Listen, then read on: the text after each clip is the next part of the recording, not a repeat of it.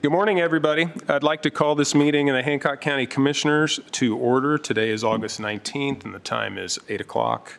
This meeting is being recorded and streamed for public viewing. By participating, you acknowledge that your image, voice, and comments may be captured and made publicly available.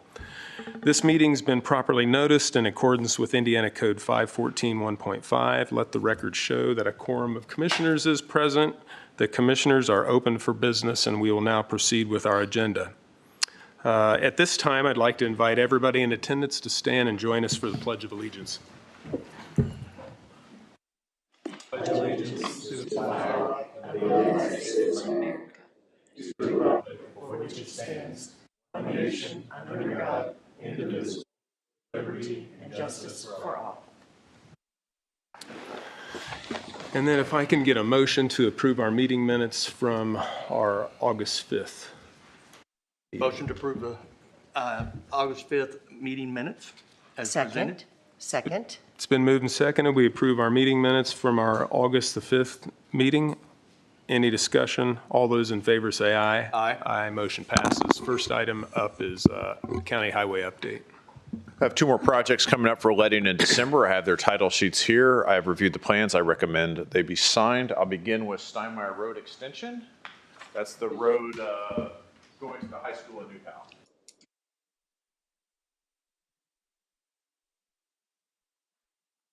Okay. Make a motion that we approve this Steinmeier Road extension. And I'm looking for a number, but Center mass of the title sheet. oh, here it is. There's right in front of me. Designation number 1902783.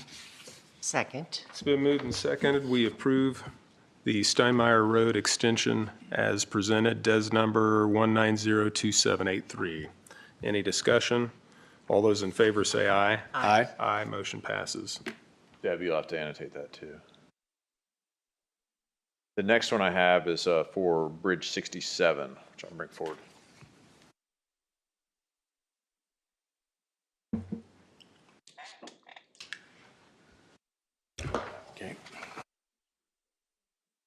Okay. Make a motion to approve bridge replacement plans, DES number 2101745, as presented.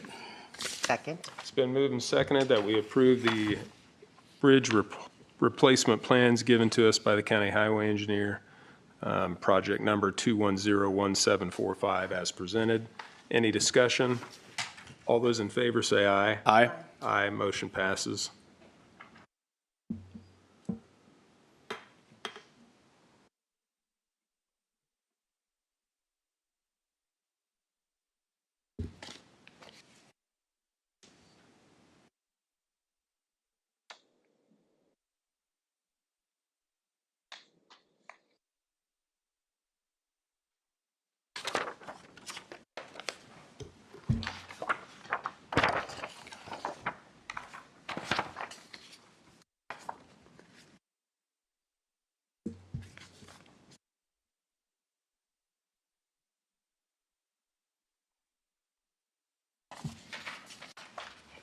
Next item I have is a right of entry agreement for the Eckhoff property for the Amplify project. Originally, I think Brian House is going to do this work. We have transferred it to us. So this is the right of entry, and then we'll follow this up with the actual easement at a later date.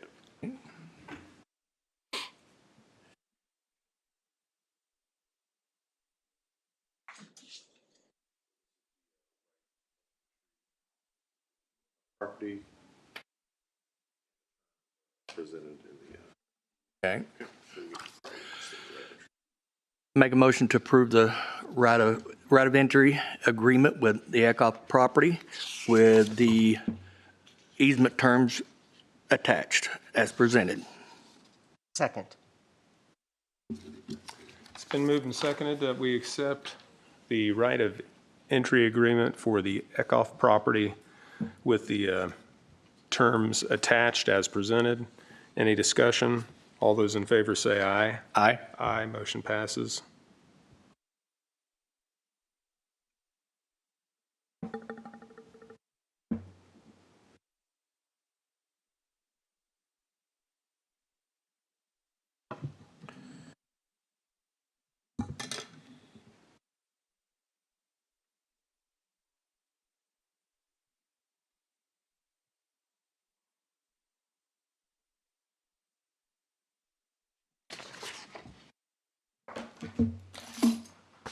Next item I have is a memorandum of understanding between Hancock County and Nine Star. This is for the installation of cameras at the Amplify project. They are covering half. We are covering half. Nine Star's already covered about $100,000 of it, so they have a remaining $48,000 to cover.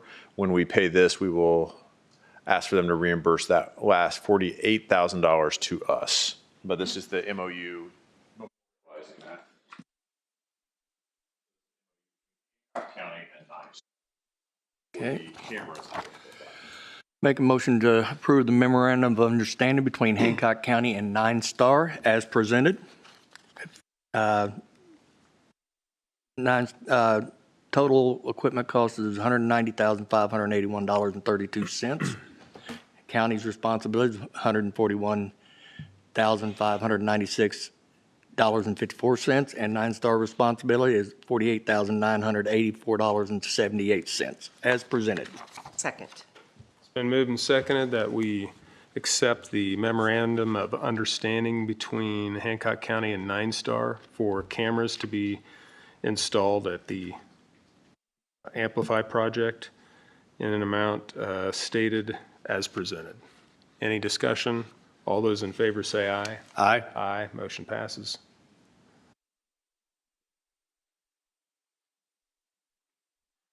Sorry, a lot of items for here. We're in the middle of the summer. We're busy building. So That's good. You'll be busy signing. You don't like it when you're caught into it, but you know it has to happen. Yeah. A few more months. We'll be done. A few more months. 3. I see your team all over the county. I'm glad everybody's patient with us. We'll be done in a few months. We're trying to get all that money before it disappears. And the final item I have is a recommendation for acceptance of the 600 West project between 400 North and 500 North. So this is a part of a larger play that we're making to try to fund the 3 projects that are over, their estimates over the NDOT committed amount.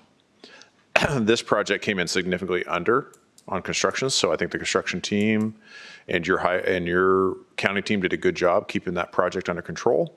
And I'm hoping that NDOT is agreeable to transferring those savings into those projects that their estimates are higher.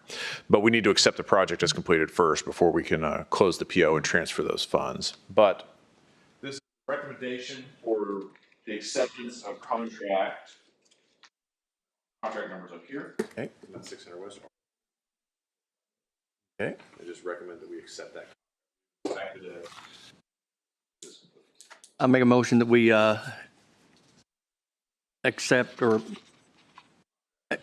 contract number R-41050 as presented. Second. It's been moved and seconded that we accept contract number R41050 as presented. Any discussion? All those in favor say aye. Aye. Aye. Motion passes.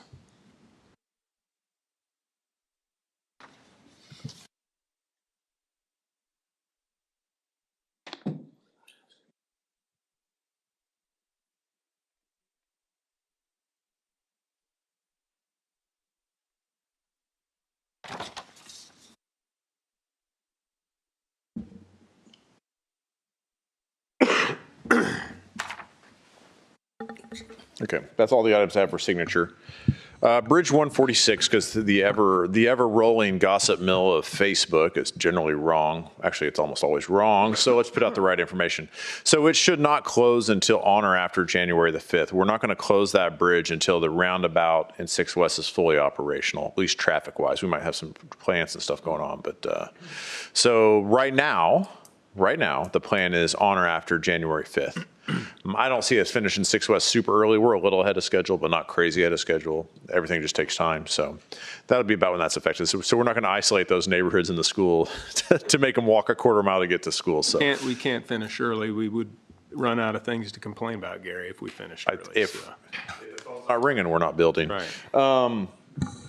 We're switching to the northbound has already been switched over. Seal coating, we're a week ahead of schedule. It's been good. It's been good chip sealing weather, that's for sure. It's been hot enough, for goodness sakes. So we're a week ahead of schedule there. We may add some Cape Seal. Mr. Rawlez is going to work with Mr. Durham to see about adding some, because we're doing a bunch of microsurface around the county. You probably already noticed that. That's the really dark chip seal.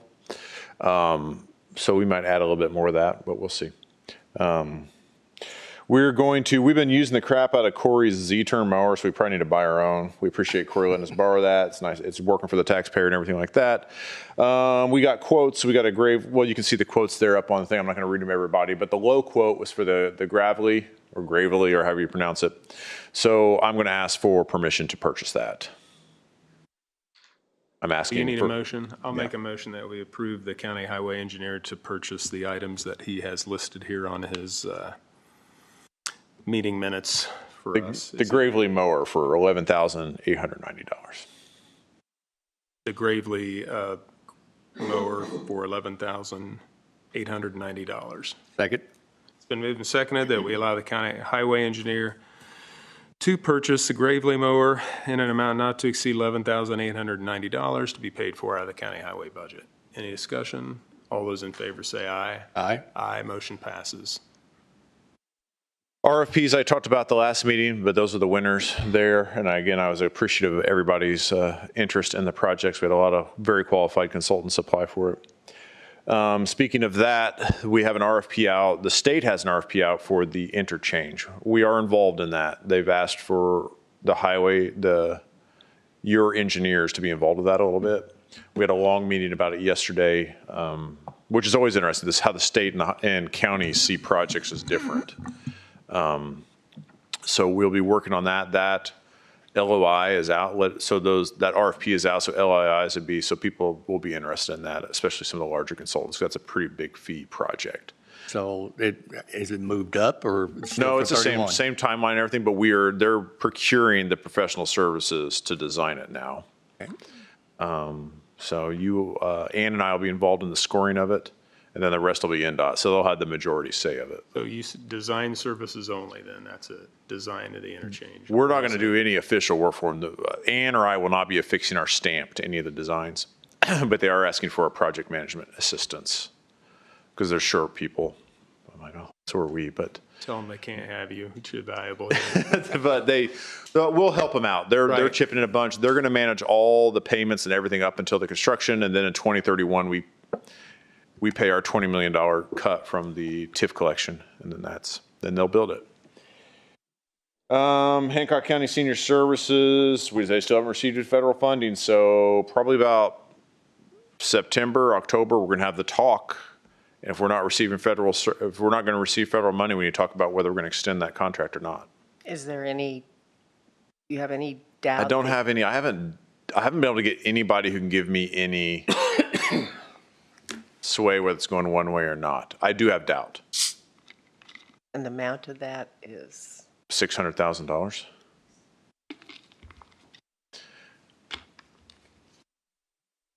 Yeah. So, I mean, we need to talk about that. Okay. But And by what we don't date? know yet. End of September, we need to have concerns? I think the end of September, beginning of October, we need to have a very serious conversation whether the program continues.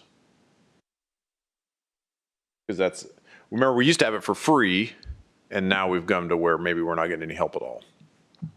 And 76% of those rides come right out of the greenfield. We just need to have a real big talk about it. When we're getting reimbursed for a bunch of it, it's not really a heavy load on anybody. And I will admit it does help our neediest citizens. Mm-hmm. It is not a tax generator. It is not a net positive business for the county. However, it does help our lesser served population. So we need to have a serious debate and discussion about it. But we need more information first. And I believe by the end of September, October, with the way the fiscal year works with the state, I believe they'll have settled on if they're going to participate or not. The state has given us our money, but it's not as much as the federal money. Mm-hmm. The 5307 money is much more. It's the $600,000, whereas the state's just a couple hundred. So, Amplify update. I finished the elevator variances. I sent those back to them. So it's always fun to work on something that's not a road. So, dust off my engineering books.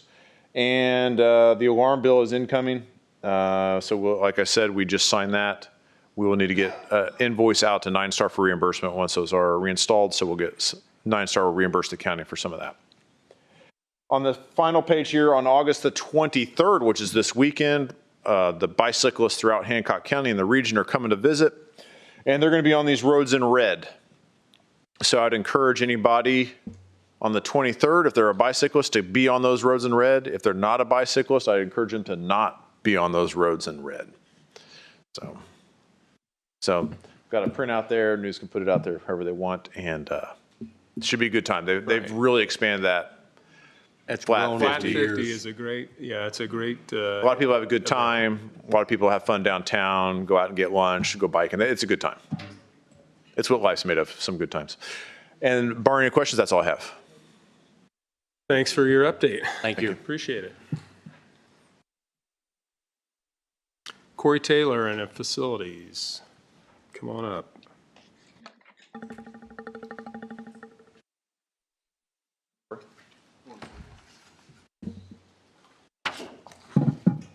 Good morning. Good morning. I have some quotes I was going to try to present to you. I did not receive all those, so I'm going to wait till the next meeting. Okay. One thing that I do need to let you guys know is facilities will be down an employee possibility. I'm going to have to utilize mowing service to help out. When I reviewed the contract that you guys signed, I think September of last year with BLC, it's $100 an hour. So I'm gonna have to call on them just so you guys are aware. I'm probably gonna have to pay for that out of building maintenance and then possibly, depending on how long, for some money from something else into there, but, Has there been an ad posted yet? no, sir. Okay. I believe we're still waiting. The possibility that the employee may not, Oh, okay. so he's waiting on, All right. just need to make you aware of that. Other than that, that's all I have. Please aware that we may need to Yes. replace. Yes, ma'am. Can you give us a brief update, just kind of on all the buildings, Yeah. what, you know, the status to be? Absolutely. Tuck pointing is moving along really well. They set the second crane up there. As of right now, they should be done before Riley Days. Nothing out of the ordinary with that project.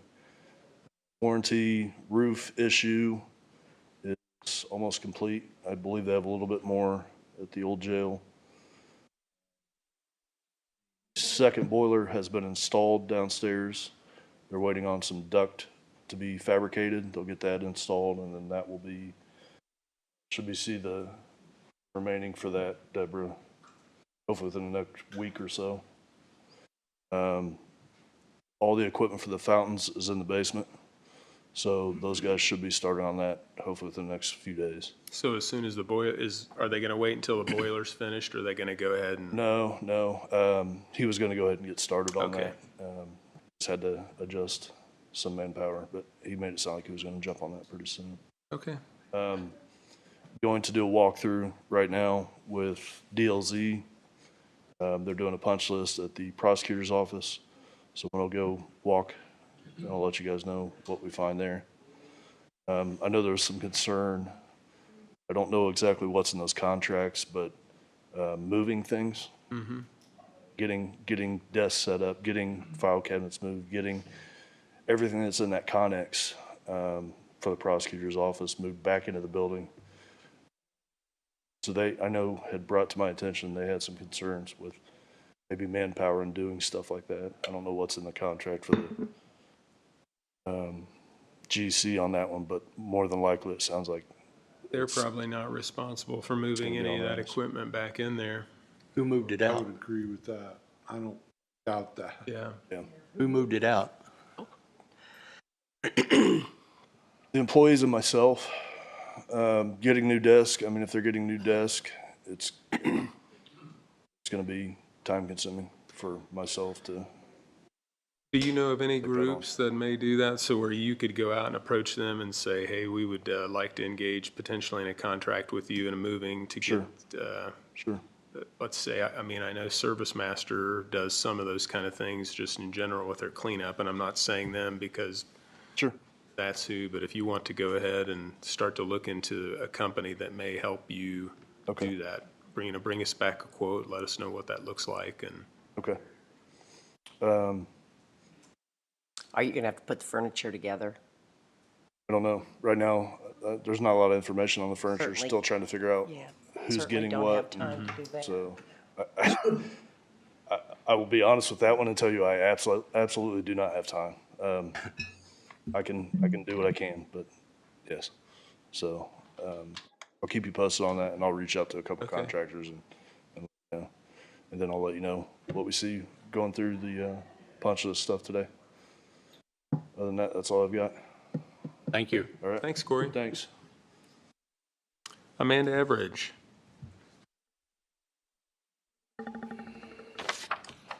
Good morning. Hey, good morning. Bring you guys up a few things.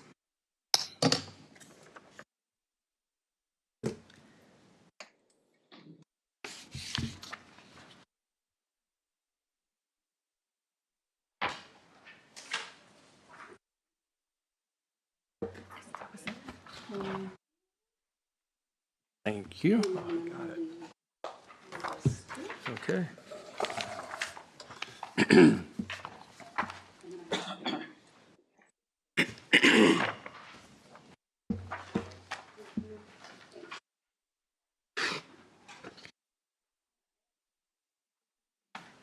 So I'm here to talk to you today for our Q2 update. We had Q2 update on the grant funding that we had received scheduled to be presented right at the beginning of July. And so financials weren't finished. And so we decided to go ahead and push this back so that we could make sure that we had all of the information ready for you.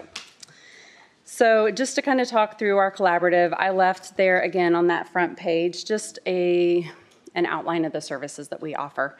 We continue to work to serve our community in the greatest capacity that we can. We've done a lot with expanding into our justice system to where we have now justice navigators that attend the community corrections staffings weekly. We have been able to assist in providing rapid assessments, and so we're able to get individuals pending insurance, and people are answering phones scheduled with assessments within about a 48-hour window with a follow-up within usually that following week.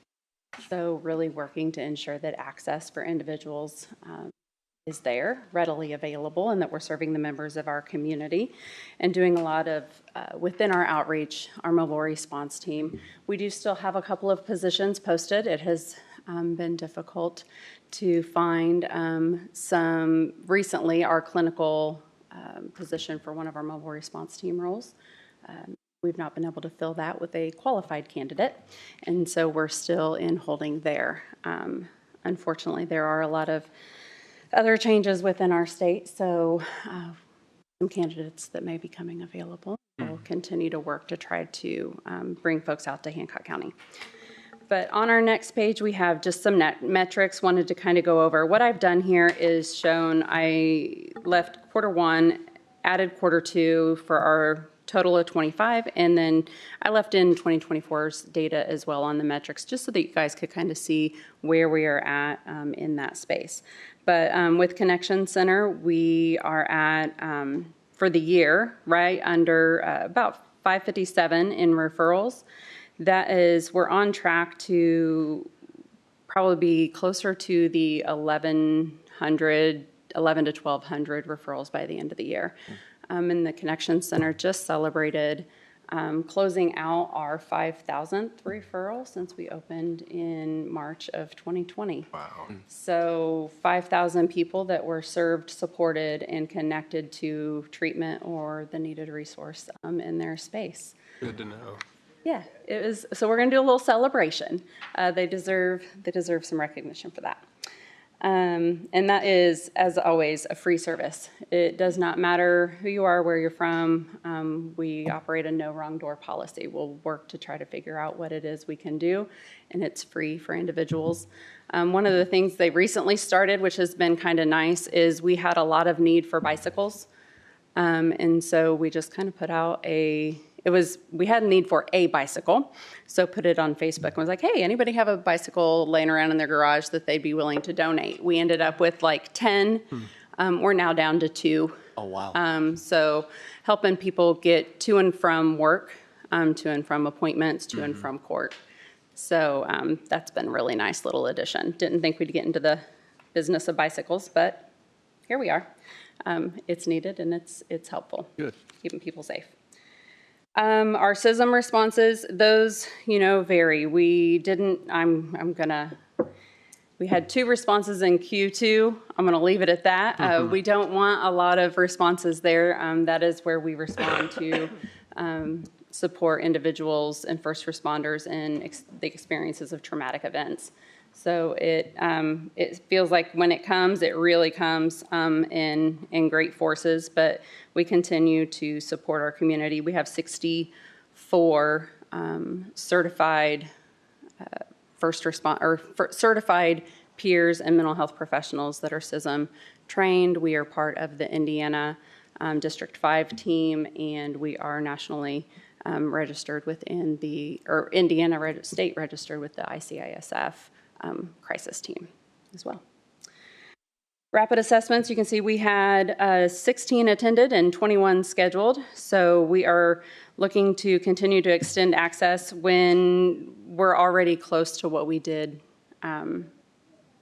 last year total. So I anticipate that's going to continue. And that's that collaboration and support with community corrections and the probation department, and then working to get individuals right into treatment as they leave incarceration. And then Hancock Counseling, I put that in there. We have 1 position currently available there, but we have been rock and rolling over in that department. So 4,389 completed visits for the Q2. I did look, and I was interested because there was a period of time where Hancock Counseling, to be able to receive services, there was no really strong parameters around demographics of who we would accept. So when I became the executive director of that service line, we really looked at kind of narrowing that down, making sure we're serving our people. We're at 81% of our patients seen are Hancock County. So it's always been around the 70-ish percentile, but 81 is far more comfortable for me.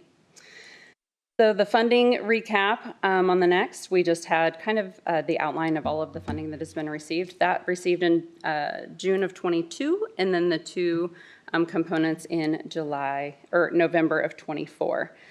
Today is our final inspection day over at the building for renovation. So they are currently doing that right now. So that's kind of exciting. Yeah.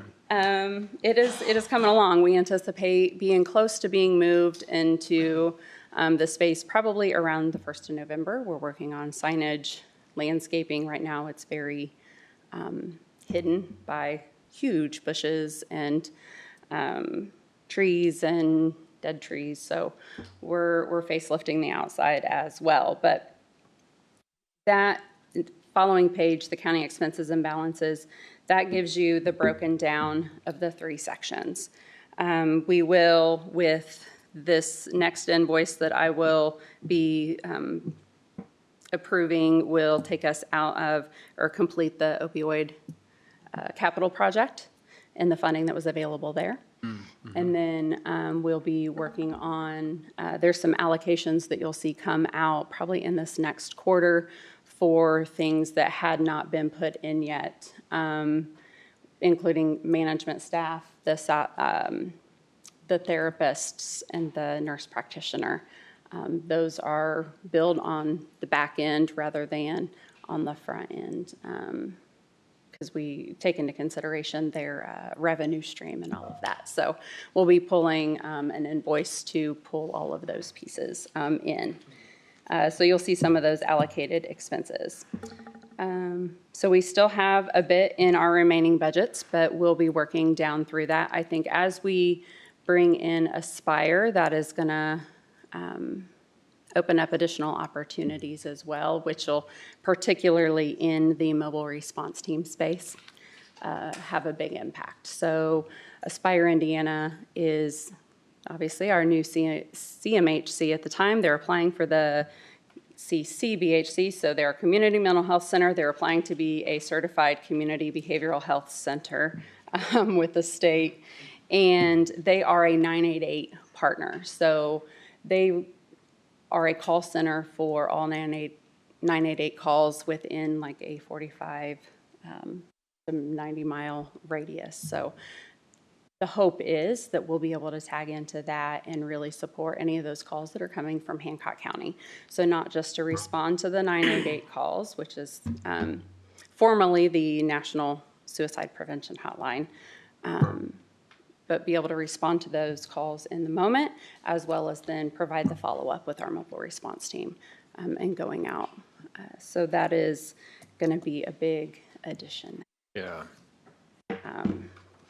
We have a meeting scheduled with Anthony and Yes. upcoming soon, so we're looking forward to that and seeing what Aspire can help us do here in our community. Absolutely. They are already seeing an uptick of clients from Hancock County.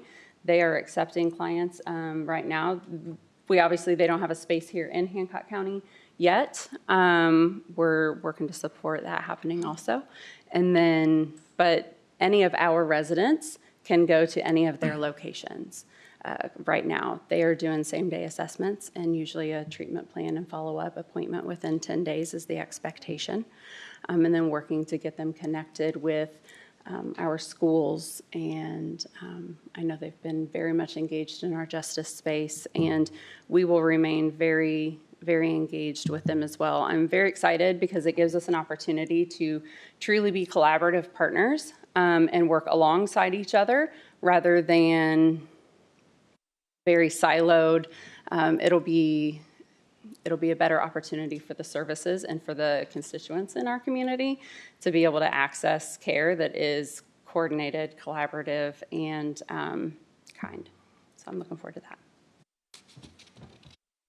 Our building update, as I mentioned, we're kind of wrapping up. I put in, this is a rendering of our donor wall. That will be inside the Hancock Counseling Office, so that recognizes the 63 donors. It's after, oh, did I skip a page? I think you did. Nope, it's the next one. This one. Oh, okay. We go to this page. Okay. This is a rendering of our donor wall. Recognizes the 63 individuals and families that donated to the mental health campaign to support the expansion of mental health services, which funds the endowment there at one of the endowments at Hancock Health. I show this to you because A, we're proud of it, and it's you guys have been a huge partner in that as well. So we will also have a plaque for Hancock County Commissioners and the Hancock County Council on our donor wall to recognize the support that you guys have provided our team and our organization. So we are very, very, very gracious for what you've allowed us to do in expanding. We will, in this new space, so we are currently operating with 22 clinical offices between all of my teams, the mobile response team, the navigation team, our management, and all of our counseling and psychiatry staff. This build will open up 33 clinical offices, so allow us significant room to expand. We'll have a common area that could additionally accommodate another 12 cubicles to improve access for like navigation and schools. And we have a dedicated group rooms now, which we have not had before. We have a dedicated Spravato clinic, which we have not had before. So it's really allowing us to expand out to really hopefully serve the needs as best we can. You know, we receive usually around 150 referrals a month for new patients. So the need is there, and we'll fill as fast as we can and do the best we can to meet that for our community. On the horizon, we do have a couple of other pieces. We are doing youth coping skills. That's another group that's coming out. This is our third. We started in support of Greenfield Central We offered it to their intermediate school. We're going to be continuing to do that every semester with changing around the age groups. In the spring, we'll be adding in a parent component, so the parents will be able to attend a group and hear a version of what the children are learning and experiencing so that they can kind of work together on how do we support them in what they're learning and giving the tools to the parents. The parent group will be free. We don't want to charge the youth and the parents, so we'll only run it through one, but both will be able to receive that support.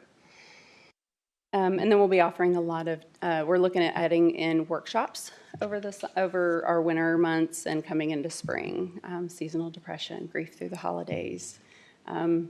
I recommend we need a how do you deal with your family when you have to see them a lot during the holidays kind of group. But help us get through some of those difficult times, seasonal depression. When it gets gray and dark and gross, how can we make sure people are getting through that healthy? And then looking through the lens of lived experience. This is on September 9th, and I want to, it is a is it a Tuesday? September, I think it might be a Tuesday.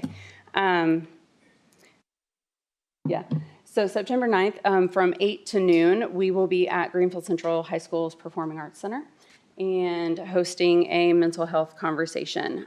We did this last year. It was geared toward providers, what our community is doing, and how we can move forward. This year's conversation is lived experience. We will have youth from all 4 school districts speaking to their experiences and the challenges of accessing mental health care and the support that they need. And we'll have an adult panel. We have the director and deputy director of DMHA coming. Would love to have as many willing and possible. It is open. We have decided to open this one up to the public. So anyone and everyone that wants to and is able to attend. And leads us we're looking at doing a big summit next year. A conference, so continuing education for providers in our space. And then I just went ahead and threw on a little Aspire update since we work so closely with them, just kind of where I am aware and what we are working on doing together and filling in the gaps in the spaces. So that is there on that back page. Happy to answer any questions or thoughts or concerns. Thank you, Amanda. Thank you. Thank you. It sounds like a bunch of great things that you're able to do. I like the things with the youth coping skills group. I think it was so easy to cope with your kids when they were little and they still hugged on you. Then they reached that age where they really need some help trying to navigate the difference between happy and angry. What's going on there. So absolutely. And it's hard. Our youth deal with things that we never had to, luckily. So I can't even imagine and would never go back to do any of that time period again with today's technology. right. Thank you. I appreciate you. Thank you very much. Have a great day. Thank you, you too. I will leave, just a shameless plug. I'm going to leave these up here. If anybody's join us on September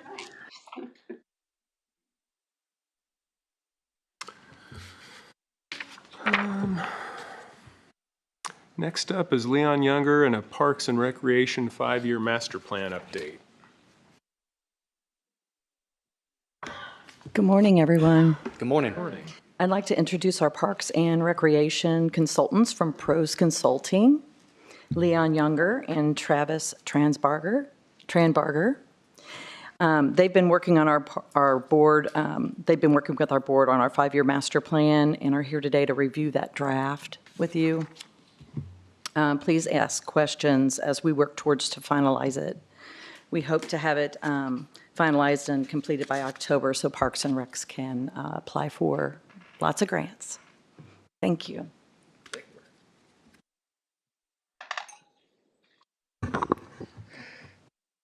morning. We're going to take you through kind of our action plan.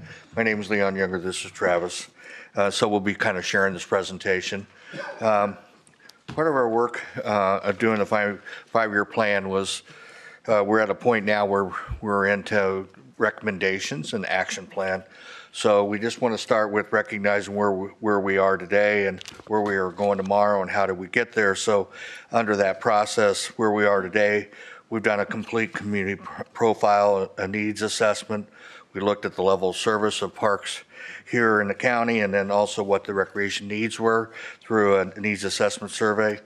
Looking at tomorrow, we looked at how a county park system actually needs to operate even when it's new, and an organizational design, recognizing that if you have a county park system, how is it going to function and operate, and also how do we get there, what are the funding options and partnership strategies associated, and a vision, mission, and goals, and a strategic action plan.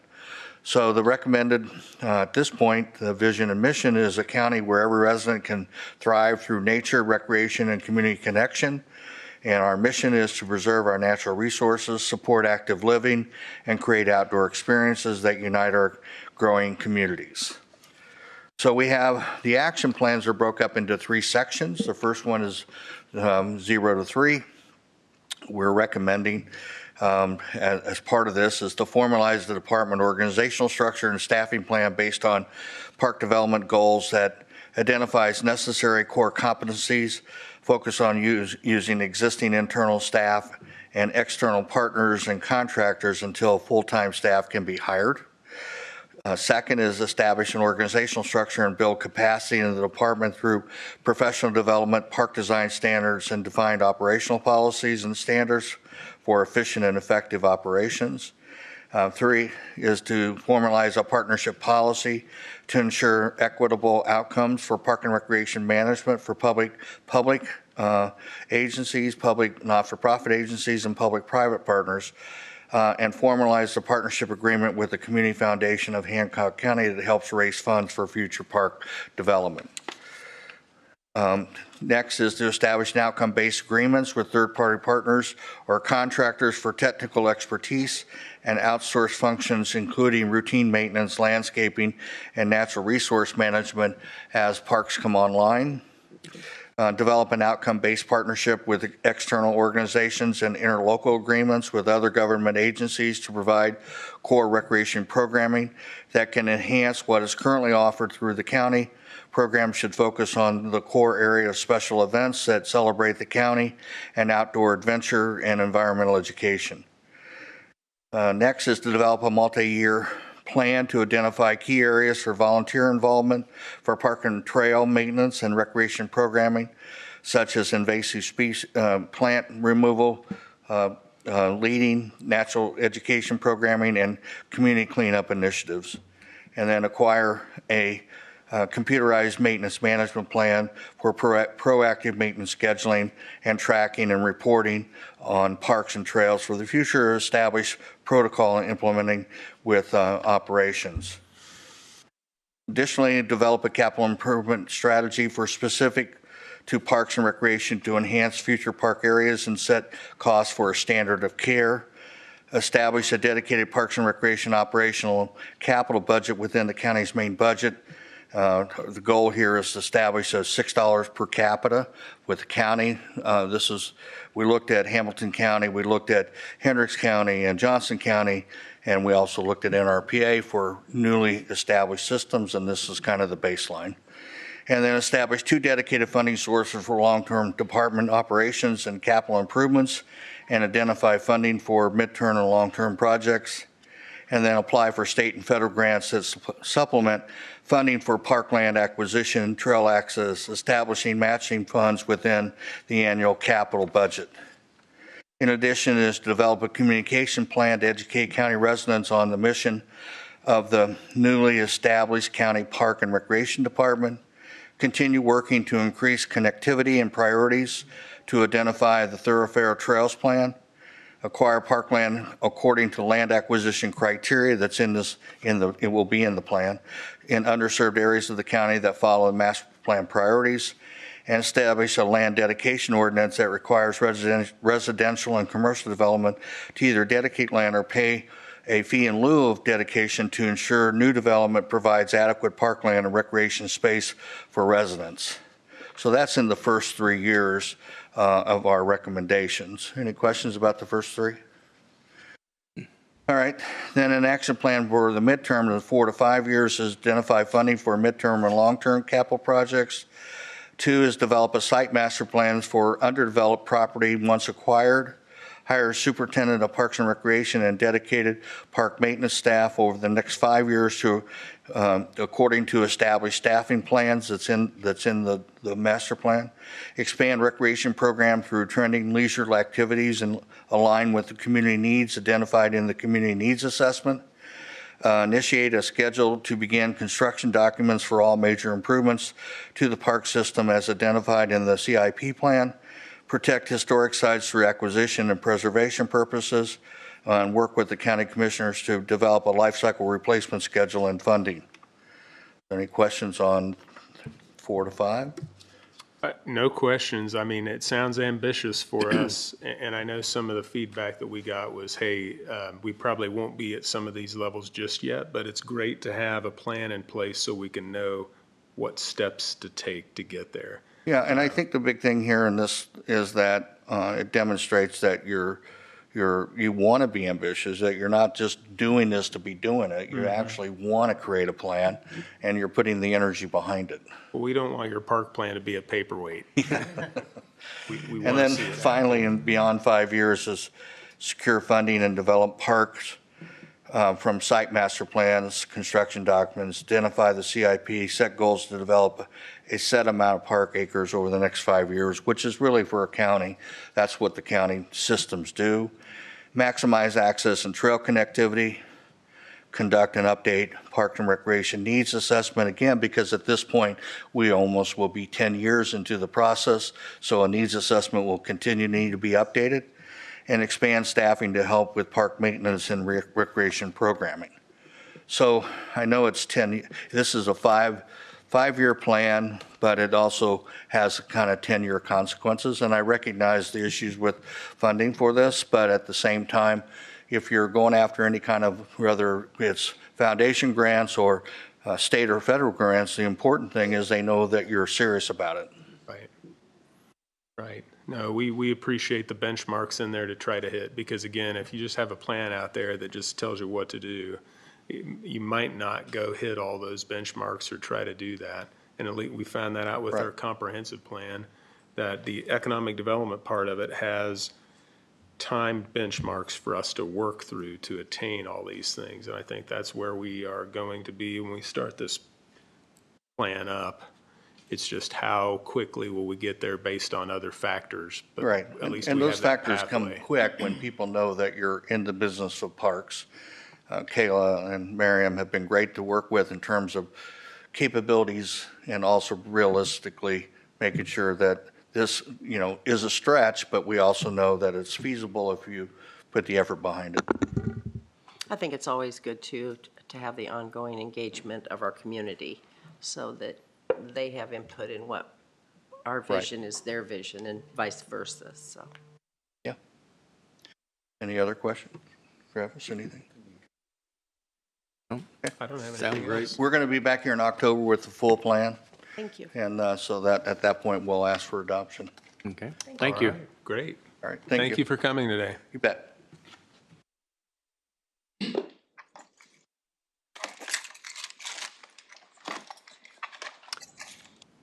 So I don't see Mike Higbee yet. Oh, there he is in the back. Hiding. Come on down. So the next round of planning. So by way of history a little bit, you may remember in 2021, we kicked off the comprehensive planning process for the county. And a part of that was the economic development strategy. And Mike Higbee with OBE Advisors was a sub-consultant on that and did our economic development strategy for us. Likewise, Corey Weitzel is a sub-consultant on the State Road 9 study with HWC Engineering, and Corey is still working with my office and doing project management for the Ready One projects. Likewise, in about I think it's 22, that the county commissioners created a new TIF area north along State Road 9 from 300 north to about 900 north. And so we've gotten to the point now with the adoption of the comprehensive plan, the economic development strategy, that's like, well, we need a plan of development for that State Road 9.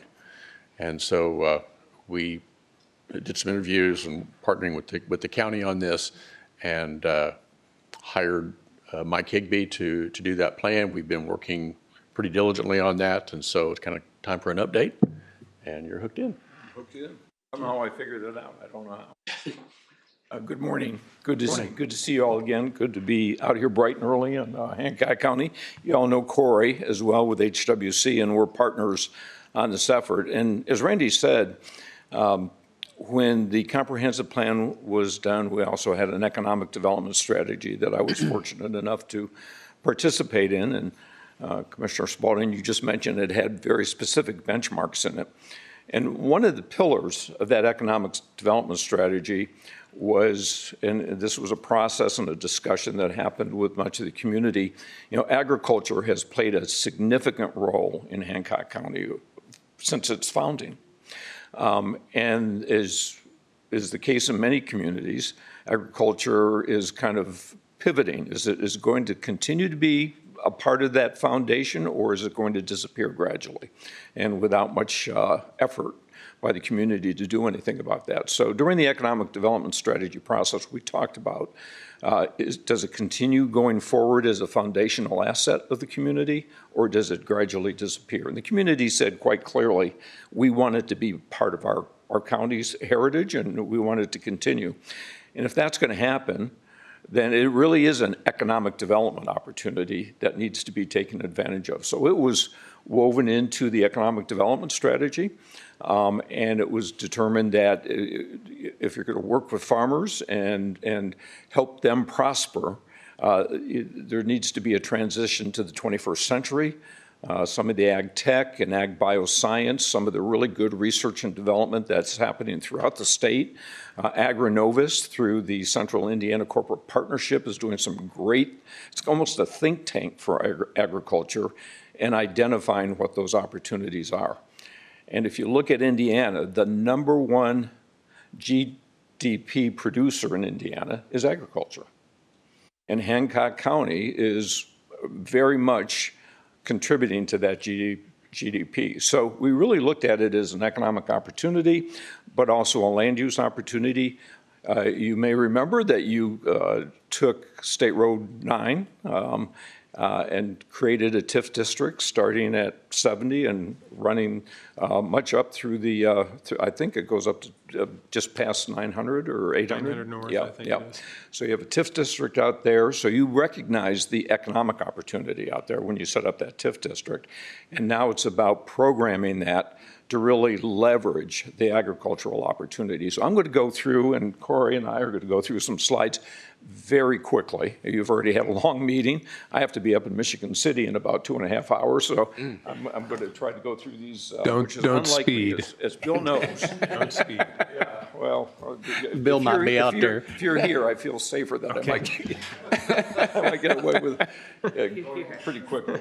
So we're going to do a quick overview. We're going to talk about land use. We're going to talk about economic development, and then maybe a quick discussion.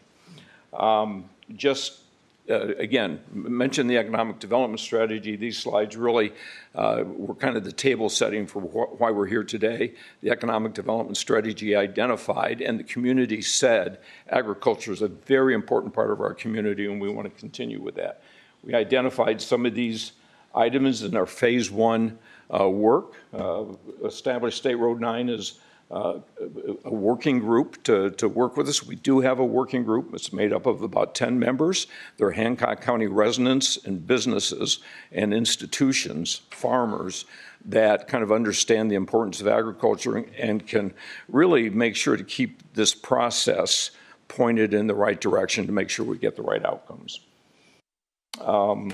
We really want to end up with an actionable plan for the corridor and for farming and for agriculture. So phase 2 is really looking at what are the land use strategies that we need to deploy to protect agriculture, but to make sure it's continuing to grow and prosper. And we've seen farms really transition significantly over the last 2 to 3 decades. Smaller farms are disappearing, bigger farms are showing up. The amount of acreage, you've actually had a growth in farms. And it's been in the larger farm category, not the smaller farm category. And that's probably going to continue, but there's a role for small farms as well. So understanding that dynamic and how to support it and what the role for the small farmers are, what the role for the larger farmers are, and how to make them more productive has been part of the discussion. But that economic development piece, and we really did rely, and I'd be more than happy to forward it to you, AgriNovus looked at agriculture through 2050 and talked about what those economic opportunities are, and they identified ag bioscience as a significant opportunity in looking at the different applications for crops and looking at animal science, but also looking at farm innovation on the farm. And many farmers are doing very innovative things with how they produce their crops, how they manage the farms, the economics. It's not your dad's farming anymore. It's a whole different business than it was 50 years ago, obviously. And then ag tech, a lot going on with ag technology. And all of those are not only applicable to the farm and how we produce product, but the entrepreneurial activity and business activity can occur in a way that's very beneficial to the Hancock economy. So we certainly have looked at that. Real quickly, that working group that I mentioned, these are the meetings that it's been involved with. So it's been meeting for about 9 months now. And you can see the topics have been very diverse. Everything from what's going on in the Indiana economy, what's going on in the Hancock economy. Hancock is a growth community. And that's a real benefit when you're talking about how to make economic development happen and how to influence where you want to take it. Land use, we looked at case studies around the country that for ag tech parks and ag technology and ag economic development. So we looked at some of the best examples around the country and how they might be applicable to here in Hancock County and certainly economic development. We start with your county's assets, and the rural nature of State Road 9 is something to protect and preserve. You're not looking to create another Mount Comfort corridor. You already got one of those. So what does this corridor look like, and how does it leverage off the rural assets that are out there? We put together a mission statement for the working group. This may continue to go forward, or the future efforts along these lines as we look at implementation may modify this mission statement, but the mission statement for the working group became empowering a sustainable and innovative corridor that drives ag-centric economic growth, fosters environmental stewardship, and enhances quality of place in Hancock County. So it really tries to fold all of that in. Very holistic approach centered around land use and centered around economic development objectives. So as we look at those objectives, we want to make sure they align with this mission statement. So this has to be front and center. So 3 key principles here. You are in a county that has strong market and strong growth. Not all rural areas can say that. Hancock County is privileged and has done a lot to make this the case. It's a growth county, and you want to make sure that growth is positive growth, not growth you'll look up at 20, 30 years from now and say, boy, I wish we had done that differently. So this effort really tries to look at what does positive growth look like? How do you take advantage of it? You also have anchor and opportunity in economic development terms. That's critical. You have an anchor out there already, and that's the Elanco facility. You have about 600 employees going towards downtown. You now have an empty facility, but it's a facility with assets in it. And it's a facility that can be a catalyst for future economic development. So it can be turned into a positive. And so that anchor and opportunity is another principle to really organize around. And finally, you have place and destination. You've just gone through a quality of place effort with your foundation, the Hancock Community Foundation, and really looking at that corridor and, again, envisioning what that could look like in 20 years. And is this a place that people want to work? Is this a place that people want to live? And is it a destination that people want to come to and kind of enjoy what you've turned it into? So that place and destination is another guiding principle for everything we're doing. This is what we're calling kind of our innovation framework. It has 3 pillars to it. One is looking at integrated bioscience. That could include life sciences as well as ag science. Just unbelievable amount of work going on in the state around that area, but it's not clustered anywhere. Do we have the possibility of clustering that out on the corridor, attracting businesses and attracting entrepreneurs for economic development? Also, ag innovation, which is part of that farmer-led innovation. What does that look like, and how do we do some things around that from an economic development standpoint? And then really looking at rural quality of place. A lot of economic development efforts like this, and Randy's had a lot to do with making this holistic, a lot of them would not look at, okay, how do we create quality of place and also make economic development happen? But those two really need to be woven together. So as we invest out there, we are protecting the rural assets out there, and we have rural quality of place. So those really are the three pillars. I'm going to turn it over to Corey to kind of go through the land use piece. So much of this is taking the principles and this strategy and then applying it to what does it look like at this site and what is that opportunity. So let's dig into that just a little bit. So we're going to start off with just some guiding principles of how this applies to the land. And so a few of the things that we said that this plan must do within the property is, first of all, how do we protect agriculture production land? If we're going to have an ag-centric strategy, we need to make sure ag production remains strong. And so really looking at these areas, kind of drawing a line and saying at some point we need to focus on ag production and not allow development to continue to erode some of that core base of this. I should note that in terms of a study area, this map shows generally the study area we looked at. So we started at 70. We went north, basically north of 234, most of the area that is within the TIF district, and then went a couple miles each side of the State Road 9 corridor. In addition to thinking about this as protecting agricultural base, we realize we've got an opportunity to create a campus, a catalyst around the Elanco facility. We think it's really important to look at the properties that are out there and respect what is already in this district, respecting Maxwell, respecting Eden, these other residential areas, and seeing those as not just what they are, but this continuation of what they can be as anchor rural small communities that can be built around those areas.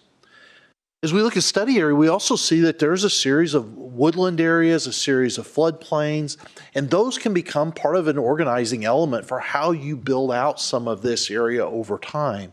That can, by protecting these areas, these woodlands, by linking the woodlands and the floodplains, we can create a really special place that celebrates the natural areas, that celebrates the open space, and can become this part of this quality of place anchor as continuation of places where people would want to live in this district. If we do that, we believe that we should follow conservation development principles for new housing that goes in out there.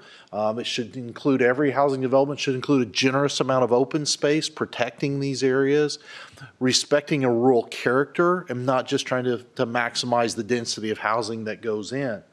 That does not necessarily mean large lot, single-family residential development.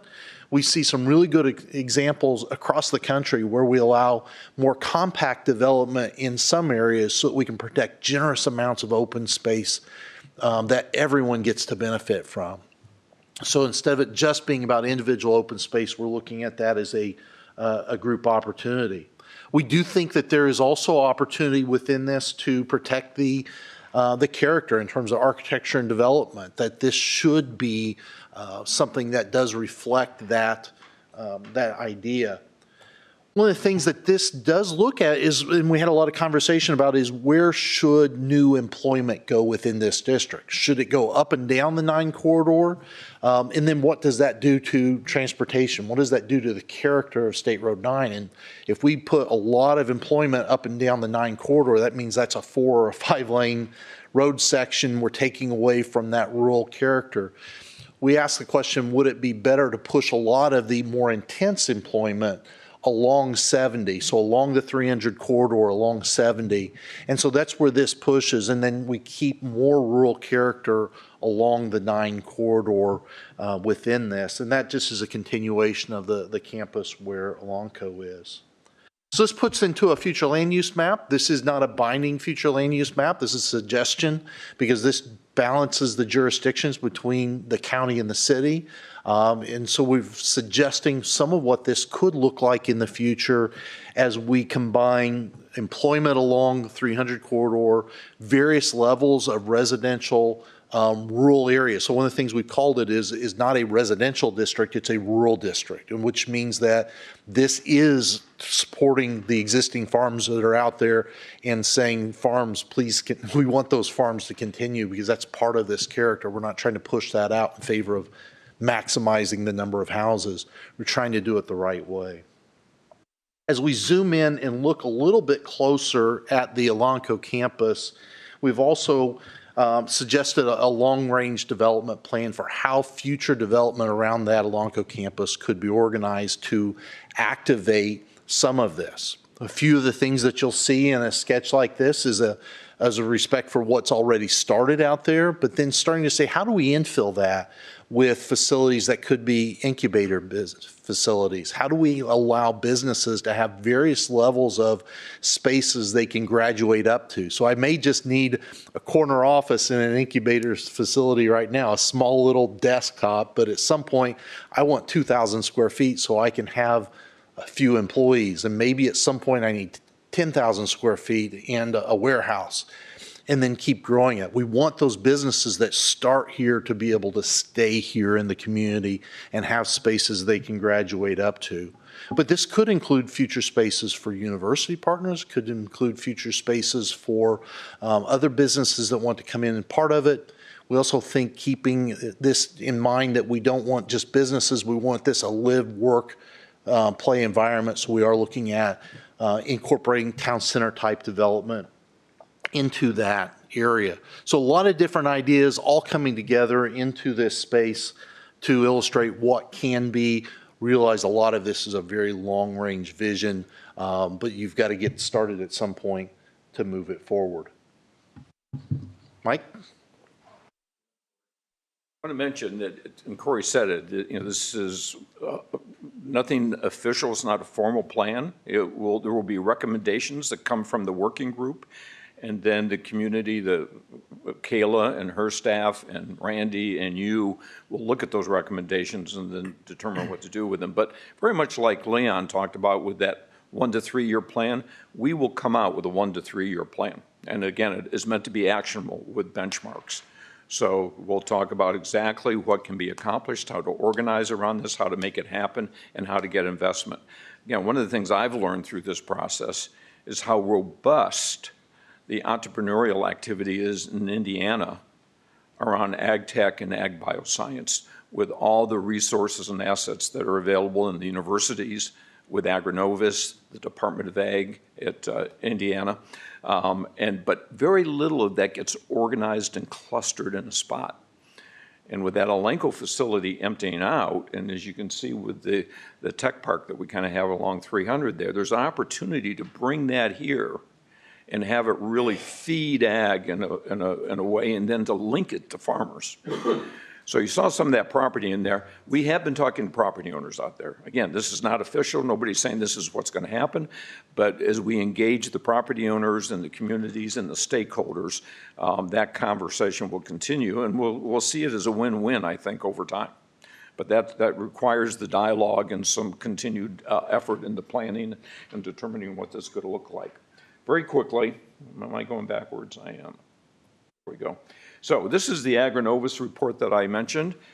Again, more than happy to send you the link to this. It's an excellent report. I've now gone through it about a half a dozen times, which if you had told me about 10 years ago that I'd be spending time with this kind of a report, I'd kind of laugh at you, but it's fascinating. And the economic development opportunity.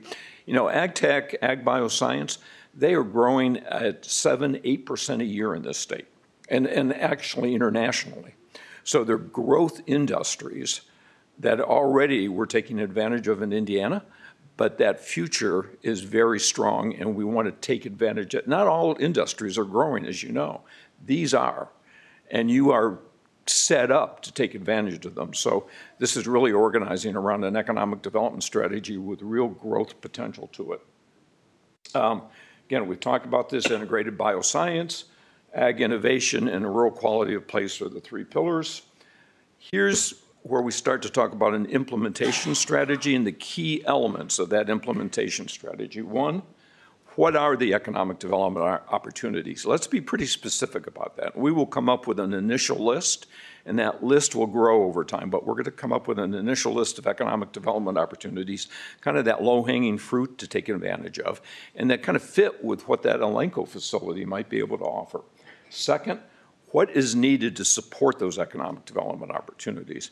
We had yes. Can I have George Plinsky come up and speak with you just after you? Sure. Because when I saw that, I thought this is something that needs to come along with wastewater and sewer. That would be one of those required support infrastructures. Absolutely. And George is on the working group, ironically enough. So George has been kind of critical in a lot of the input and a lot of the discussion that we've had as a working group. The organizational structure, there's got to be, for example, if Randy's going to carry some of this load, what does that look like for him and his team? If the county is going to carry some of this load, what does that look like? Who are some of the other partners that we bring in? And there will be a bunch that we'll talk about.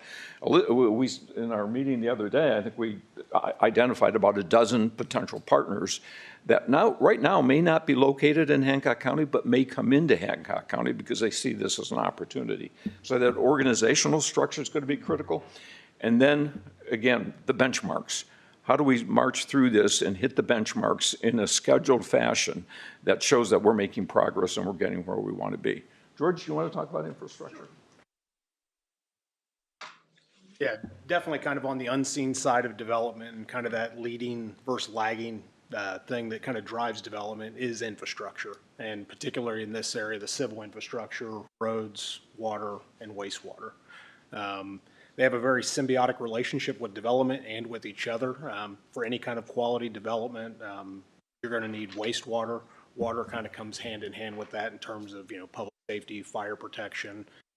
I think being a member of this study group, Corey, Mike, you guys made a right choice with getting them on board. Very intelligent, very pulling conversation from the participants. One of the things that I was kind of most fascinated, and I shared, I'm going to borrow from the lexicon of your planning director, Kayla. The villages at Maxwell, the villages at Eden are very special places. They have maybe some possible environmental issues. It's kind of the unseen thing. When you flush your toilet, if it goes away, you perceive there's no problem. But what that's doing is ended up in county rivers and streams. So anything we can do from a wastewater to not only kind of create an area for thriving development, responsible growth, correcting some of those things that are out there that are pre-existing conditions to that. All right. But I think we do have a vision for that, and I think utilities plays a big role in that. Well, I think that type of infrastructure intertwines, and it happens at an opportune time that it just so happened that we're talking with Nine Star about that and what that looks like. And if it all went up that corridor at the same time, it would it definitely would aid in what's going on up in that it's area. really about kind of right-sizing that infrastructure that you could just, it's not going to ever be downtown Indianapolis in terms of concrete jungle. Right. But you want to put that infrastructure in the ground one time. It's very expensive, and want to have a thoughtful conversation and understand what type of development this area and this corridor may generate so you can size those. There's things that we can do, wastewater treatment plant that can be sized for now and expanded later for growth. The infrastructure you put in the ground along State Road 9 right now, we want that. Thank you. Thank you. And we have started to look, speaking to that, at how we phase some of this and where that infrastructure might go first, because there is a need for infrastructure out there. Corey has been looking at that very closely. We're going to work very closely with the utility providers and make sure that that aligns in a way that makes sense. Key is to have a realistic plan, not something that we'd like to do but we can't do. So we're hopefully going to avoid that and be judged for avoiding it. These are the phases that we're talking about. Again, very much like Leon talked about with the parks.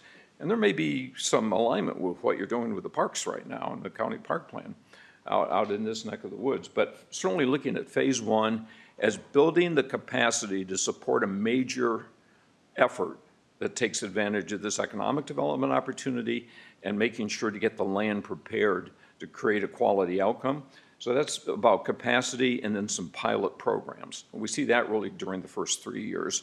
We've already laid out tentatively a schedule for the first year and what building capacity and what the pilot projects might look like that come out of that first year. And then you have 2 years of building that and expanding it, and then you get to phase two, really diversify and expand the opportunity, bring more partners in, bring more investment in, really start to realize the vision, and then scale and build out going forward. So we're looking at those as being our primary phases. This is an example of a phase one work program. We will come out with a work program and with recommendations, formalize the organizational structure, look at what resources are needed to support this over a 3-year period. Who are some of the key partners that you want to bring to the table? There will be universities, there will be businesses, there will be institutions that you want to commit to help Hancock County make this happen. We identified 8 case studies around the country that looked at organizational structure and what that needed to look like. One of the things you may appreciate this, what we found is about 2 or 3 of them were led by universities, and most of the feedback after that is don't have it be led by a university. Have it be led by the community and have local control. Get the university to the table, but make sure that this is the local community's initiative, not some university or some other business. So pretty critical, and there are other lessons to be learned from those case studies.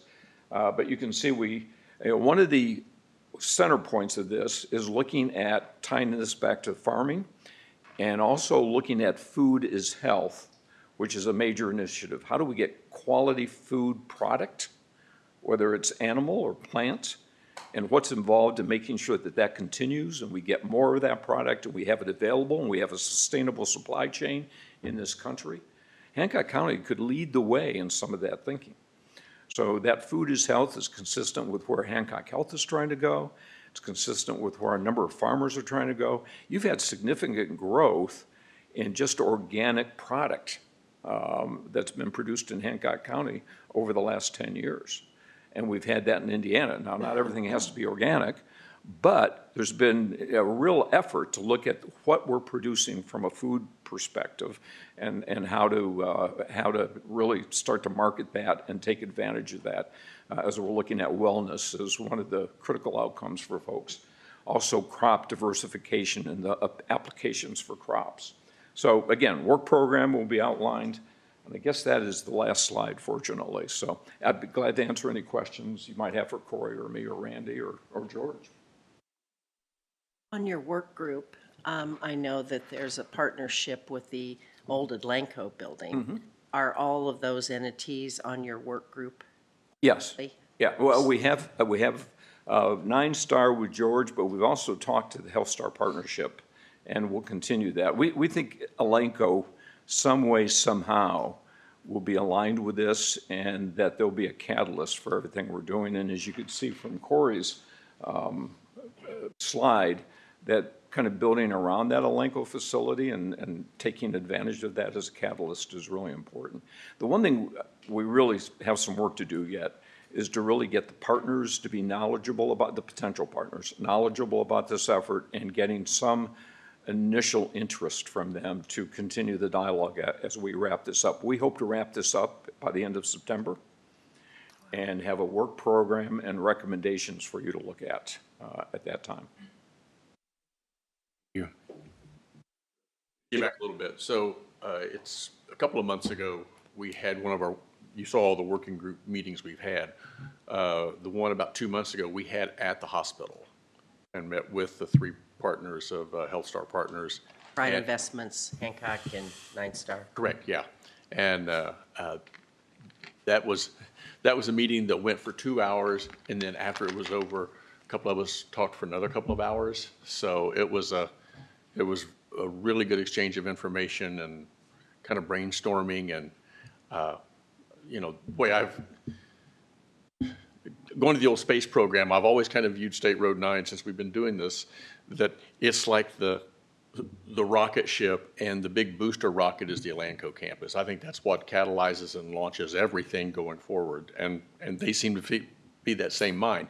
What happens within the campus may not be what goes on 9, but it's just going to drive, it's the engine that's going to drive things.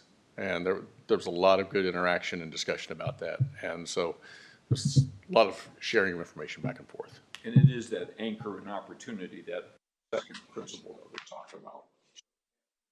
That Elanco facility, I'm not sure we'd be having this conversation.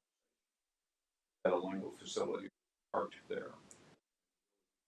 New asset to take advantage of. So We'd be having it sitting there in no local ownership. That's a really good point. Yeah.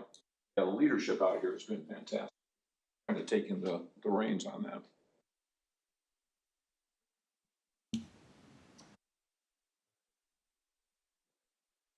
I don't have much more to say other than I think it's a great study. When we created that TIF, it was to protect ourselves from IEDC for one, but the more you looked at it, it really became that area to us to draw our line in the sand and honor our ag heritage, to say beyond this point, there will be no other big massive growth as we see it. I mean, when you look at all the other donut counties around us, they support their quality of place, quality of life with sports programming and things. And while they have that, nobody has anything like this. Nobody has an ag, bioscience, precision farming plan in their community. And farming is changing. It's not just like it used to be where the farmer comes out and does his land. We found out that there are a lot more cash rent farmers and that kids that don't want to farm. And technology is changing that, but we also want to preserve as much land as we can. So it makes sense for us to do something like this. If you think about it, we've had this discussion with the working group, but very kind of touched on it. We have not encouraged.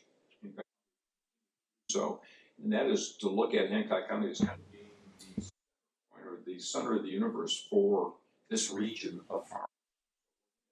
A multi-county effort that is based in Hancock County. What goes on State Road 9 and some of the research and the development, rail activity will benefit farmers, not only within Hancock County. So you become a really regional. Have several farmers or on your working? Boyd Farm has been very involved. Clark Smith has been very, Jonathan Sparks, when we can grab him. Away from everything else. From the Farm Bureau is connected to. Right. Connected to farming. So, and we talked to several farmers in the area, and that's very critical. I mean, that bridge to the farming community is not fully developed, but it is being built. Thank you very much. Thank you. I would ask you commissioners if we would go ahead and support this study. We have the money to do a study in the redevelopment commission, and the redevelopment commission fund would fit right with this this need. I'd be on to do Deals it. with another TIF area. So if I could get a motion, and whose group would we put it with? HWC, or if we want to pair up with them in this study? The invoices come from OBE So we would say OBE advisors. and HWC. As a subcontractor, HWC is submitting their time and expense to Mike, and then Mike sends the invoice to me. So OBE advisors is probably who we would be engaging. Yes. So I would make a motion that we would engage with OBE advisors to be a part of this plan. And as we know, this part of this plan also involves the city of Greenfield, because that Elanco property is in their city limits, but trying to make a beneficial impact for both the city and the county I'd second at that. the same time. So any other discussion? All those in favor say aye. Aye. Aye, motion passes. Thanks so much. Thank you. This is really helpful. Thank you. And can we get that slide deck? You said we can get that? Okay, You'll send it forward our way? okay. Perfect. Thank Great. you. We'll send this report to you as well. Okay. Thank you. On my Could you phone, send I'll that to it you in Sarah about so 2 we have that in minutes. their packet? What? I said, Mr. it's on my Higby? phone. I'll send it to you in about. Mr. Higbee, Mike? Mike, can you send a copy to Sarah? That way it's in the notes. Thank you. Does anybody need to take a break? Motion to recess. Motion to reset for Spoon. necessities. Second. All those in favor say aye. Aye. Recess. Oh, my goodness. Well, I saw Megan Weinrich, but she walked out before I could grab her and say something to her. Because Amanda ran long, She did. and I'm like, I'm gonna go grab her. I think so, yeah. Okay. So. Oh.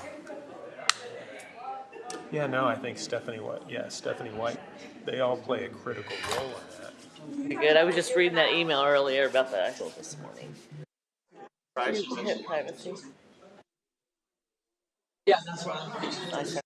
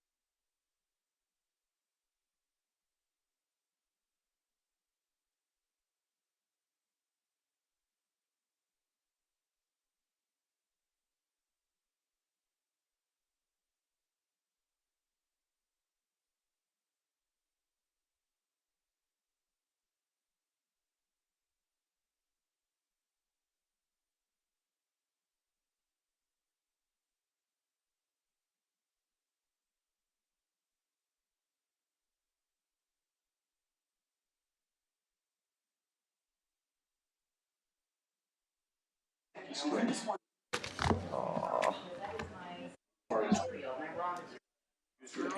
don't think he heard you. Were we? Okay. Sheriff? I got those new, that news already. We'll see what we can do. It was N or something. Should have been on there. I don't know. I don't know. If she is, she is. If she's not, we'll just. Just need to get it. We'll look at it. Thank you. But it beats. Well, I'm not gonna. We'll talk offline. Hi, good morning. Hey, good morning. So I had sent an email, just kind of get ahead, just kind of feel out on the vehicle. And so, thanks. Order, you gavel. Oh, we got there. There you go, Bill. So Greenfield Central Schools, they've formed their own police department now. I know they have a police chief. I don't know other than that, how the officers and stuff like that, but they're looking into, trying to find cars to purchase so they can patrol and things like that. And so currently they've reached out to us. Obviously everybody seems we're the vehicle inventory for lots of people. We have one that Misty Moore just gave back. The transmission or?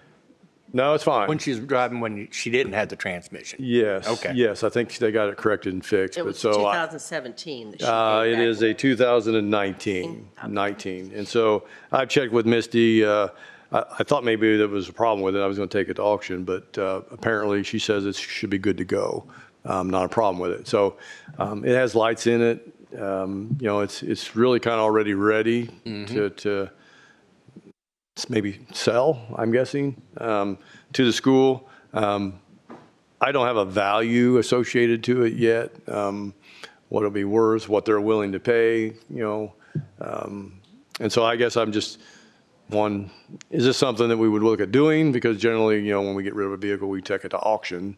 If you come up with a price, I'd say, and you don't need it, might as well, it goes back into kitty, so. Scott, do we have any other problem with taking something and not surplusing it, but just selling it to another entity? Does that? I don't see an issue with that, especially because it's a county entity selling it to. But be city, or it be a school corporation. Yeah. Not necessarily county, but No, I mean in the sense that you're supporting the community. would we surplus it and then sell it to them? Yeah, we Or- would need to surplus it out of the county, so we would consider it surplus, and then we would just sell it to them if they. I mean, what you're doing is instead of going to the auction, making it publicly available, you're deciding on who the purchaser's going to be. Right. But So I don't see a legal issue with Right. But this still has the lights and all that kind of stuff on it? It does. It still has the stuff that they could utilize, and so it's a decent itself- car. I mean, it's got about 91,000 miles on it, and so Still got life. it's still got some life, and especially for what they're using it for, patrolling. I mean, they're not like doing patrolling the entire county, but they do have schools, Eden, Maxwell, and stuff like that. But typically, you take all that stuff off before you sell it, but now you're going to sell it with the car. Exactly. So Exactly. I'd have So to I add a little bit of value to it as well. Yeah. And so, I mean, obviously, I'm not looking at, killing them in any No. fashion with the vehicle, but, But you don't we need wanna to look lose at, that we need much to look either. and see where we're at on Get an 2019. appraisal, Yeah. of that. Yeah. And I know Enterprise might be able to help me with that, with, working with them to give me a value Probably. associated to that. No? Okay. I'll continue to working down that road. I don't know. I didn't really want to look at, doing any kind of lease agreements or anything like that with them, or any kind of, like we did with Wilkinson. Because as soon as I do something like that, then the other schools are going to want a vehicle too. And so I'd rather, if we're going to do something, just sell it and be done with it. Yeah. Because we entered into the deal with Wilkinson, MOU. They've actually returned that vehicle, so they don't have it any longer. We got it back. So anyway. Fine with me. Good. So go ahead and go forward. And All right. I'll continue forward. Also, on top of that, and we're in the process of purchasing new patrol rifles, 54 of them. And so the old rifles, need to decide what to do with them. So I don't know whether we put an RFP out to the gun dealerships that can purchase those. I don't know that necessarily the ones that we're buying these from will take it money on trade. But I figured it'd be best if we sold them to a gun dealer. Yeah. And try to do it that way. At least you know where it's at. Absolutely. So. So, I mean, I don't know how to do that. I mean, do I just reach out to, some dealers that we deal with generally? Do we actually generate an RFP out to say, hey, we have these and can anybody bid on them? Or, I mean, I don't know how to do that. So the state, we would do ours through Keesler Police Supply in Jeffersonville. Yeah. That was one of those, but I think And we've done that before too. You're working a trade between the guns you're getting and the guns you're giving Yes. back. So is that part of this? It is not, because we're not going through Keesler. We got a better price through somebody else on Okay. these. And so I don't know if the company we're getting from would want to do the same deal or not. They may. But I thought if they didn't, can we just, Right. can we go with Keeslers? Can we go with Fields? Can we go with some of these other ones and say, hey, we got these, do you want to offer in? Maybe check with the company you're thinking. Yeah, I'm going to do that. Then if they say, yeah, then I think that's fine. If not, maybe then you do an. Okay, yeah. All right. It's just generally, that's not something we do normally with weapons. I mean, they last for quite a while, and so. Yeah. The newer versions, flat tops versus handle carries, it's just optics, things are a lot better than they used to be, so.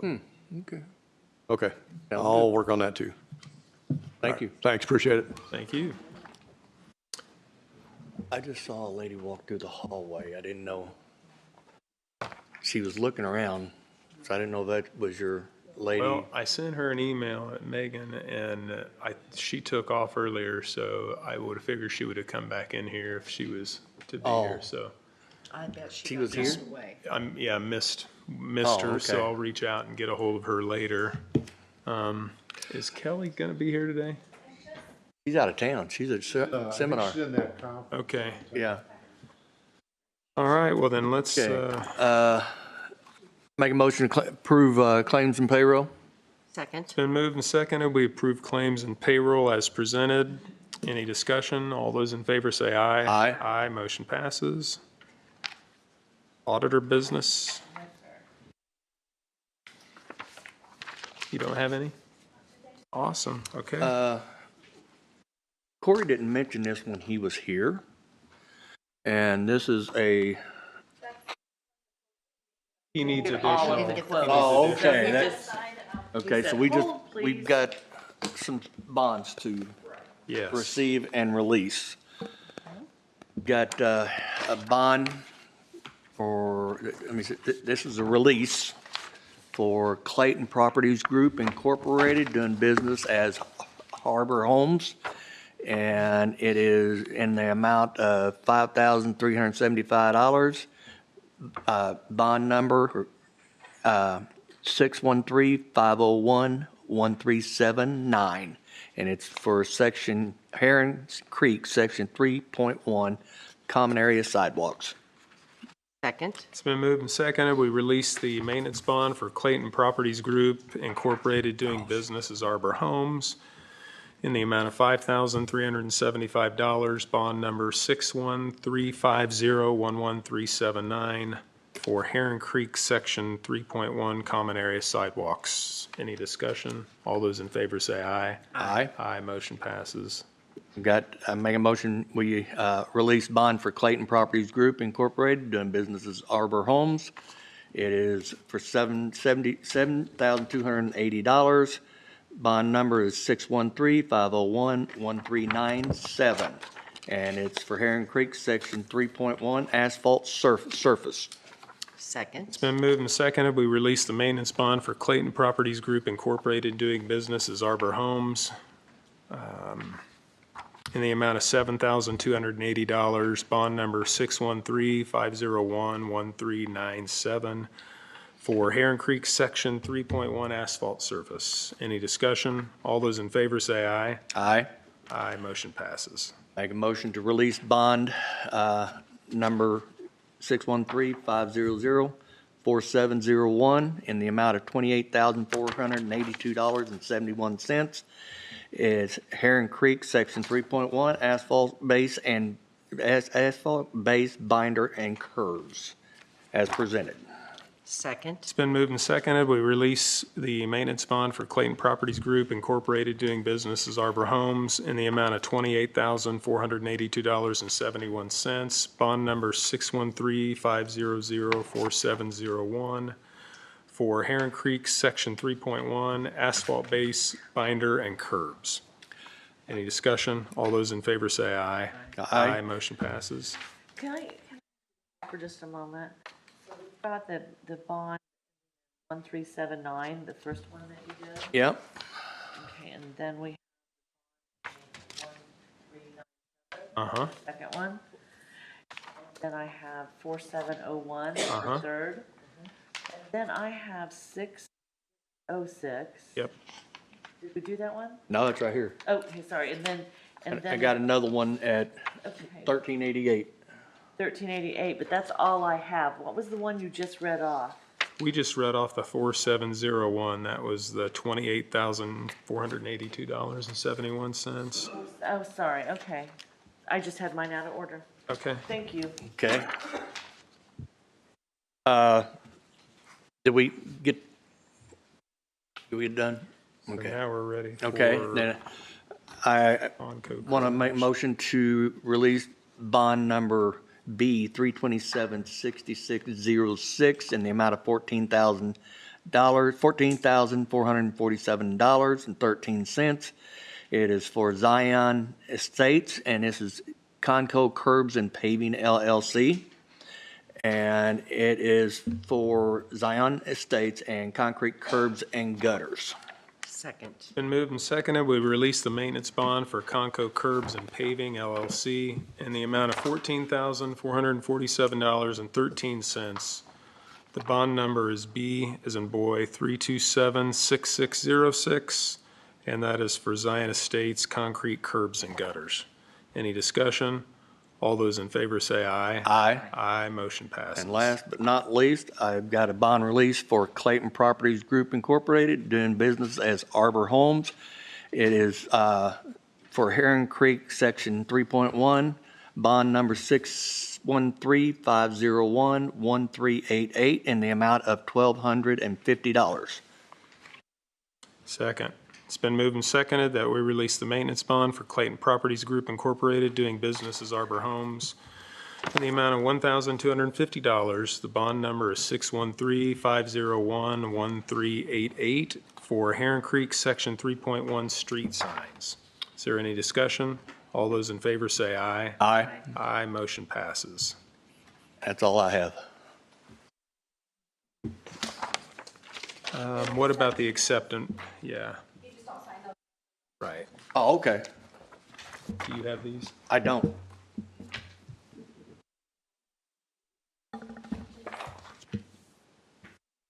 Okay. Make a motion that we accept bond. It's Platinum Properties Management Group LLC. It's for the amount of $1,000, and it's Colonnade Section 3B. It's been moved and seconded. We accept the performance bond from Platinum Properties Management Company, LLC, in the amount of $1,000 for the Colonnade Section 3B monuments and markers. Numbers up here. I didn't see it. Oh, the bond number is 5870674. Any discussion? All those in favor say aye. Aye. Aye. Motion passes.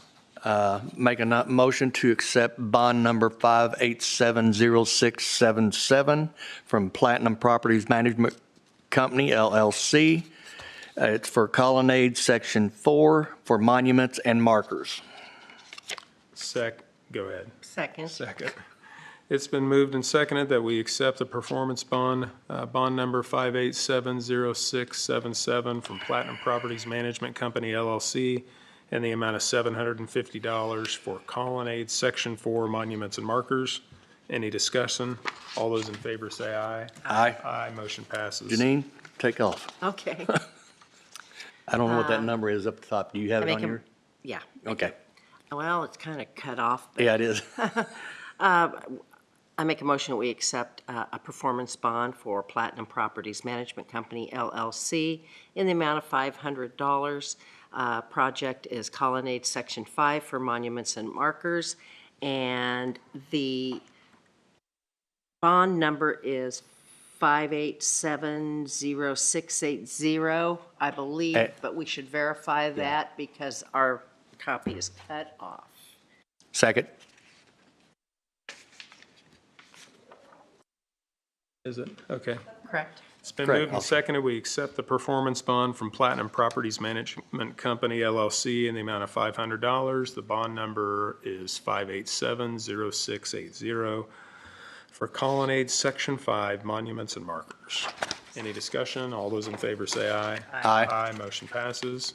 Make a motion that we accept a performance bond, number 5870683, from Platinum Properties Management Company, LLC, in the amount of $2,250.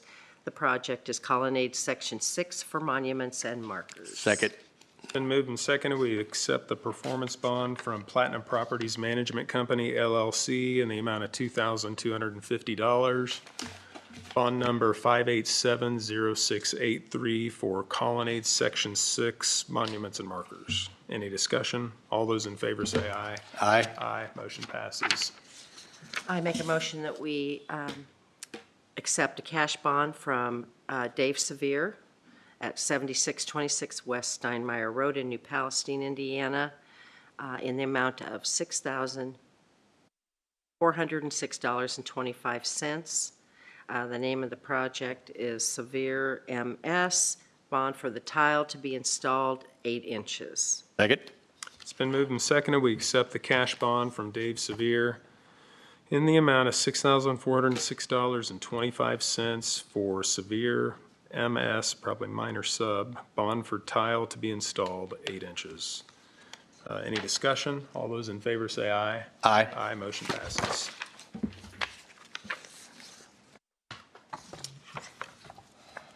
And I think is that all that we have? That's all I got. Any public comment? George? No, George, my goodness, let the record reflect. Wow. Miss Leah? All right. Not yet. Well, motion to adjourn. Motion to adjourn. Second.